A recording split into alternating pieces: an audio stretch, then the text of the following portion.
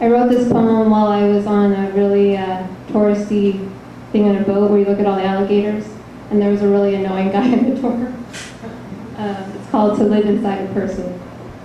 Number 1. I can't live inside a person. Feel their internal temperatures on my face, brush their tissues through these fingers. When I'm dead, I'll shrink myself, make up a temporary shelter inside the goo, pick up stones, look into the back of a brain, the way I look into the sky now, to feel my mortality, to ask for help. Number 2.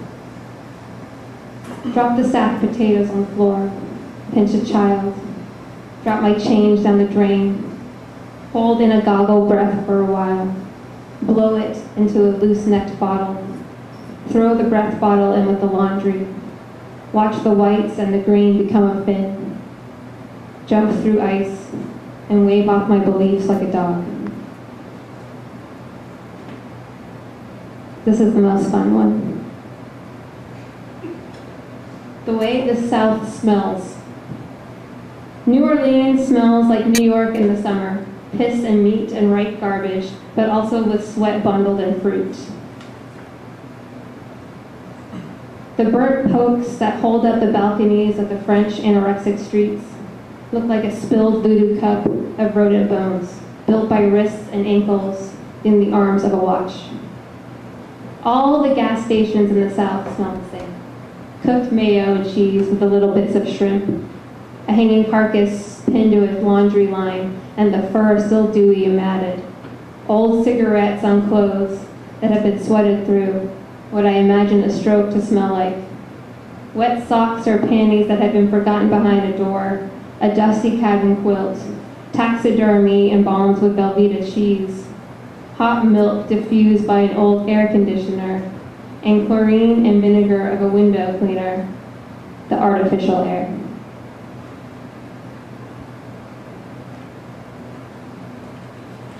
This one doesn't have a name. You should write it down on a piece of scratch paper and give it to me. Think of one. That's what I'm trying to say. Some elements of our spirits have different densities and can float on top of each other in a colored beaker. We hear the tree in front of the house scull its shadow through a window on an open ceiling. The world blossoms out like wet paper. For some of us, the breathing is wider and the lungs are spread out. The eyes are mild and the draw sways like a trout spine.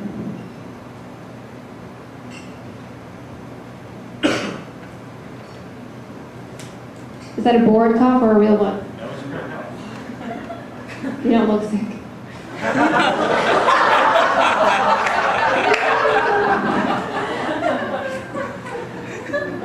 This is what I call tribute to the coughing guy. I'm just kidding. Gauge my soul. The yearning even has gotten moldy. Syrupy. Alright, I'm gonna start over. Figure giggles out now. Tribute. Gauge my soul. The yearning even has gotten moldy. Syrupy. The organs inside a girl are empty metal clocks filled with oil. Ticking, but not breathing. Imagine the thoughts like gold mud, not bristle, not bright, not clean.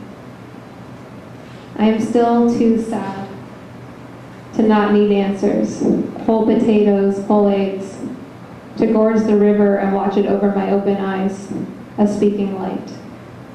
Ears plunged, the message sounding like the rest of my life, falling numbers, mean and dazzling and endless.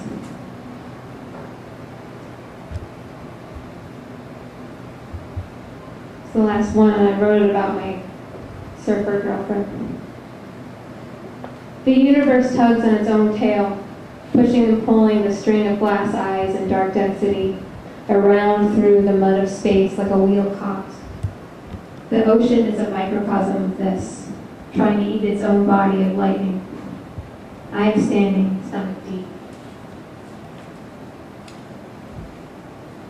The clouds above are sinking boats and heavy with gray liquid. I am standing underneath the lone window of sun. The light causes the churning water to grow into different spots of green fire.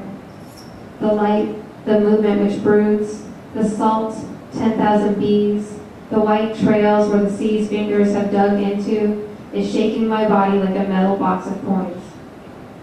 I am sick from kinetic poisoning. Things inside that have been wedged for years become loose, combing the earth out of ancient roots torn out. I am boxing waves as they come in, thrusting my little red fists into the electric faces and watching the mouths of these waves splash up into lit candles.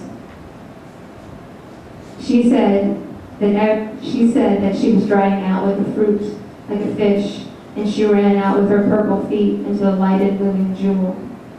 Her body knew the temporality of this glass animal. She had become mindless. I am moving with the tugging, eating universe of speech inside me, trying my brain to my feet. I can never let my mind be an open hand. Too many birds would leave.